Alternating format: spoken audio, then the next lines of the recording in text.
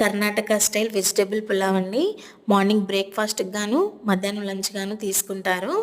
అందుకోసం నేను ఇక్కడ 1½ గ్లాస్ రైస్ని తీసుకొని బాగా శుభ్రం చేసుకొని వాటర్ పోసేసి ఒక 30 మినిట్స్ సోక్ చేసుకోవాలండి.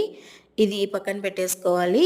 ఇప్పుడు మనము ఒక మిక్సర్ జార్ తీసుకొని ఇందులోకి వెల్లుల్లి రెబ్బలు, అలాగే అల్లము, కారానికి తగినట్టు పచ్చిమిర్చి, పచ్చి కొబ్బెర, అలాగే కొంచెం పుదీనా ఆకులు, అలాగే కొత్తిమీర ఆకులు, వాటర్ కూడా వేసేసుకొని మెత్తటి పేస్ట్లా గ్రైండ్ చేసుకోవాలండి. వీలైనంత మెత్తగా చేసుకోవాలి.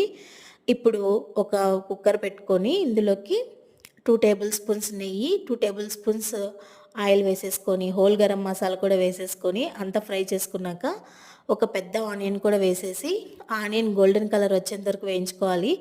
ఇప్పుడు ఇందులోకి ఆల్ వెజిటేబుల్స్ యాడ్ చేసేసుకోవాలండి. నేను ఇక్కడ నాకేమి ఉన్నాయో అవన్నీ యాడ్ చేసేసుకున్నాను. మీ ఇష్టం, మీరు ఏమైనా యాడ్ చేసేసుకోవచ్చు.